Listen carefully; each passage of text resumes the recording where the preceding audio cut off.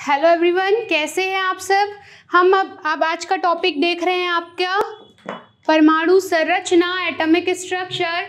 Last की class में हमने क्वेश्चंस कर रहे थे हम, ठीक है। तो एक क्वेश्चन आपका और देखते हैं। क्वेश्चन है, बोरबरी योजना के अनुसार इलेक्ट्रॉनिक वितरण लिखना है आपको, किसका किसका, सोडियम, कार्बन और क्लोरीन। तो क्वेश्चन में क्या दिया हुआ है आपको, क्वेश्चन में दिया हुआ है सोडियम ये 11, ये ऐसे कुछ दिया हुआ है, और कार्बन ये 6, यहाँ पे 12 दिया हुआ है, और क्लोरीन ये 17, और ये यहाँ पर 35 दिया हुआ है, ठीक है। आज की क्लास में हम पूरे जितने भी आपके क्वेश्चंस दिए हुए हैं उनको डील करेंगे कि आप कैसे कैसे सॉल्व कर सकते हैं। क्लियर। चलिए, सोडियम का आप देख पा रहे हैं इसमें इलेक्ट्रॉनों की संख्या कितनी है, परमाणु की संख्या कितनी है, 11। तो इसको आप कैसे लिखेंगे, 2, 8, 10 और 1 हो गया 11। क्लियर। इस तरह से अगर आपको इसको लिखना है तो 2 और 4 हो गया 6, और ये हो गया खत्म आपका इस तरह से इलेक्ट्रॉनिक विन्यास। और ये क्या है, 2, 8 और ये हो गया 7। क्लियर। तो ये हो गया आपका क्वेश्चन कंप्लीट। क्लियर। चलिए अब देखते हैं कुछ और क्वेश्चंस जो आपके एक्सरसाइज में दिए हुए हैं। तो क्वेश्चन कुछ इस तरह से है। क्वेश्चन में बोला गया है कि एक तत्व के समस्थानिकों में अलग अलग क्या होते हैं। तो ऑप्शन है इलेक्ट्रॉन, इलेक्ट्रॉन तो समान होते हैं, प्रोटॉन वो भी समान होते हैं, न्यूट्रॉन या इलेक्ट्रॉन और न्यूट्रॉन दोनों। तो मैंने आपको बताया था कि न्यूट्रॉन अलग अलग होते हैं। क्लियर। इसके बाद हम देखते हैं नेक्स्ट क्वेश्चन, नीचे दिए गए परमाणुवाद में से पहली बार किसने इलेक्ट्रॉन को शामिल किया था। तो आपको पता है कि इलेक्ट्रॉन का कॉन्सेप्ट किसने दिया था, सर जे थॉमसन, ठीक है। ये कुछ इस तरह से दिया हुआ है क्वेश्चन, पोटेशियम 19 और ये 39, ठीक है। तो इसमें ऑप्शन दिया हुआ है कि कौन सा कथन सत्य है। इस परमाणु के पास 39 इलेक्ट्रॉन है। 39 इलेक्ट्रॉन बताता है क्या, ये इलेक्ट्रॉन की संख्या बताता है? नहीं, गलत, ये बताता है इलेक्ट्रॉन की संख्या। इस परमाणु के पास 19 प्रोटॉन है, 39 प्रोटॉन है, ये भी गलत है, 39 प्रोटॉन नहीं बता रहा है। तो ऑप्शन क्या होगा, इस परमाणु के पास 19 इलेक्ट्रॉन है, ये होगा आपका ऑप्शन। चलिए अब क्या है, खाली स्थान की पूर्ति करनी है आपको, रिक्त स्थानों की। किसी तत्व के सारे परमाणु डैश होते हैं। तो किसी भी तत्व है, कोई भी तत्व है, उसके जो परमाणु होंगे वो तो समान होते हैं। तो आप क्या करेंगे, समान। एक उदासीन परमाणु में डैश की संख्या प्रोटॉन की संख्या के बराबर होती है। तो हमने पढ़ा था कि उदासीन परमाणु में जो न्यूट्रॉन की संख्या होती है वही प्रोटॉन की संख्या के बराबर होती है। क्लियर। चलिए फिर क्या है, कार्बन 6 कुछ इस तरह से लिखा हुआ है कि कार्बन 6 ये है 12 और नाइट्रोजन 7 और ये क्या है 14। तो क्या बोला जा रहा है कि ये जो है इन पे कैसा रिलेशन आपको दिख पा रहा है, क्या ये समस्थानिक है या फिर समभारिक है। तो समस्थानिक तो नहीं हो सकता क्योंकि परमाणु संख्या अलग अलग है, ठीक है। और क्या बोल रहा है, सॉरी ये 12 नहीं है, ये 14 है।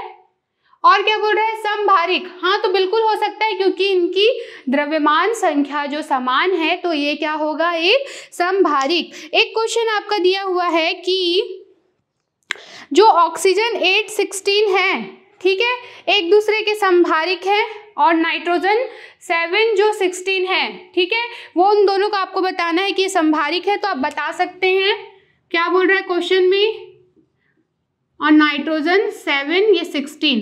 तो आप इसको बिल्कुल डिफाइन कर पाएंगे अच्छे से कि इनकी परमाणु संख्याएं भिन्न भिन्न हैं, लेकिन अगर हम इनकी द्रव्यमान संख्याओं को देखें तो 16 और 16 दोनों बराबर हैं, इसलिए ये जो है ये समभारिक है, ठीक है। इस तरह से आप इसको क्लियर कर सकते हैं।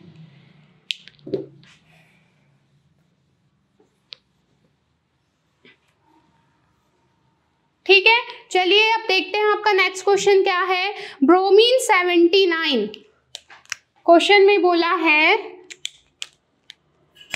ब्रोमीन इस तरह से लिखते हैं, इसका परमाणु क्रमांक 79 और ये समस्थानिक की बात हो रही है ना, और ब्रोमीन 81, ठीक है, ब्रोमीन 79 और ब्रोमीन 81 क्या है क्रमशः प्रतिशत 50 ये कितना परसेंट है 50.69% है, और जो ब्रोमीन 81 है वो है 49.31%। 49.31%। क्लियर हुआ। तो अगर आपको इसमें क्वेश्चन में ये बोला गया है कि ब्रोमीन का औसत परमाणु भार क्या होगा, तो औसत परमाणु भार निकालने के लिए आप क्या करेंगे, अगर हमें निकालना है परमाणु भार तो हम क्या करेंगे, लिखिए 79 कितना परसेंट बोला है 50.69 अपॉन 100, इसको प्लस करेंगे जो दूसरा समस्थानिक है ब्रोमीन 81, ठीक है, ब्रोमीन 81 कितना परसेंट है 49.31%। क्लियर, और ये हो गया 100। आप इसको सॉल्व कीजिए, सॉल्व करने पर इसकी वैल्यू आती है 40.04 प्लस 39.94, ठीक है, और इस तरह से इसकी वैल्यू आएगी 79.98। तो ब्रोमीन का परमाणु भार इन दोनों ही समस्थानिकों को ध्यान में रखकर निकाला गया है, कितने कितने परसेंट में ये दोनों मौजूद है, उसको इस तरह से सॉल्व करके ये यूनिट में होगा, और हमने निकाल लिया ब्रोमीन का परमाणु भार। ठीक है, क्लियर। चलिए अब देखते हैं आपका नेक्स्ट क्वेश्चन क्या दिया हुआ है। नेक्स्ट क्वेश्चन आपको इलेक्ट्रॉनिक विन्यास लिखने की बात कर रहा है, उसमें इलेक्ट्रॉनों की संख्या निकालनी है। तो क्वेश्चन में ये दिया हुआ है कि ऑक्सीजन और नाइट्रोजन में आपको संयोजी इलेक्ट्रॉन निकालना है। क्वेश्चन है कि ऑक्सीजन ये परमाणु क्रमांक 8, द्रव्यमान संख्या 16 तथा नाइट्रोजन ये परमाणु क्रमांक इसका 7 और इसका जो द्रव्यमान संख्या है वो दिया हुआ है 14। ठीक है, तो आपको बोला है संयोजी इलेक्ट्रॉन बताइए। तो मैंने आपको बताया है कि संयोजी इलेक्ट्रॉन निकालने के लिए वाहतम कोश में जो इलेक्ट्रॉन होगा वही उसके संयोजी इलेक्ट्रॉन होते हैं। तो इसलिए आपको इसका क्या करना पड़ेगा, इलेक्ट्रॉनिक विन्यास लिखना पड़ेगा। लिखते हैं इसका इलेक्ट्रॉनिक विन्यास 2 और 6। ठीक है, ये होगा इसका इलेक्ट्रॉनिक विन्यास 2, 6, 8 और ये क्या होगा 2,5। अगर आपसे संयोजी इलेक्ट्रॉन पूछा गया है, ठीक है, तो ऑक्सीजन में कितने हैं 6 होगा, संयोजी इलेक्ट्रॉन की संख्या ऑक्सीजन में कितनी होगी 6 होगी, और नाइट्रोजन में संयोजी इलेक्ट्रॉन की संख्या हो गई 5। इस तरह से हमने देखा ये है आपके संयोजी इलेक्ट्रॉनों की संख्या।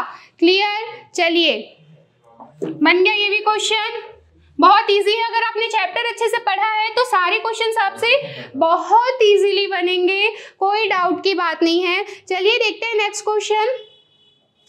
ठीक है, तो क्वेश्चन है आपका कुछ इस तरह से कि जो प्रकृति में ऑक्सीजन 16 के अतिरिक्त ऑक्सीजन 17 व ऑक्सीजन 18 भी पाए जाते हैं, ये परमाणु एक दूसरे के समस्थानिक है या समभारिक।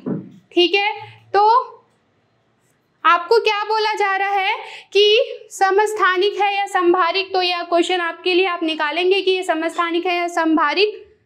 तो हम क्या देख रहे हैं, उसके बाद बोरबरी योजना के इलेक्ट्रॉन वितरण के लिए नियम को लिखते हुए आपको कुछ प्रश्नों में इलेक्ट्रॉनिक विन्यास और न्यूट्रॉन की संख्या लिखनी है। तो क्वेश्चन लिख लेते हैं कि क्या क्या है। फ्लोरीन 9 और ये है 19। क्लियर। उसके बाद है मैग्नीशियम परमाणु भार लिखने की जरूरत नहीं है क्योंकि द्रव्यमान संख्या लिखने की जरूरत नहीं है क्योंकि उसकी जरूरत नहीं है। सिलिकॉन, फास्फोरस और क्लोरीन, सिलिकॉन, फास्फोरस और क्लोरीन। सिलिकॉन है 14, फास्फोरस है 15 और क्लोरीन है 17। ठीक है, इसमें आपको क्या क्या लिखने बोला, आपको बोला है इलेक्ट्रॉनिक विन्यास लिखने बोला है और बोला है न्यूट्रॉन की संख्या।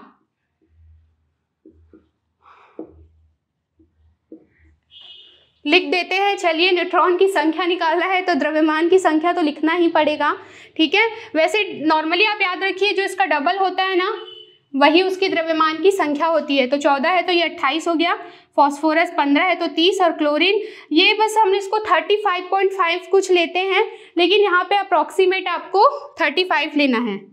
और ये फॉस्फोरस कितना 31 दिया हुआ है, ये क्वेश्चन में दिया हुआ है।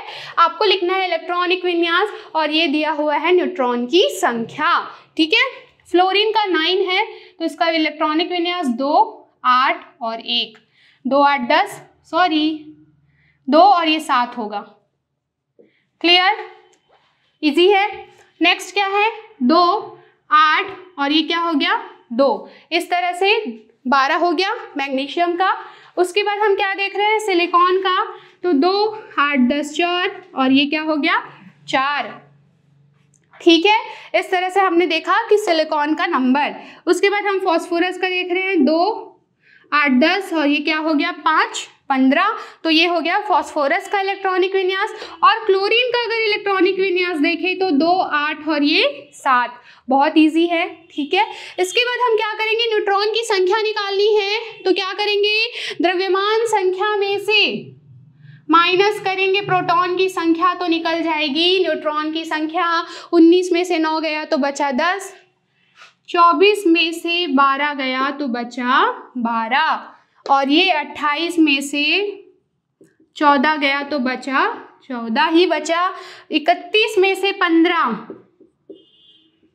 तो बचा 16, और ये लास्ट एंड ये आपका 17, तो ये आपका बचेगा न्यूट्रॉन की संख्या 18। इस तरह से आप देख पा रहे हैं कि बहुत इजी है न्यूट्रॉन की संख्या निकालना, इलेक्ट्रॉनिक विन्यास लिखना, संयोजी इलेक्ट्रॉन निकालना। ये चैप्टर आज आपका यहीं पे ख़त्म होता है। आई होप ये सारा चैप्टर आपको अच्छे से समझ आया होगा। नहीं आया है तो आप फिर से वीडियो देखिए, अच्छे से अपने कॉन्सेप्ट्स क्लियर कीजिए। तब stay home, stay safe, thank you.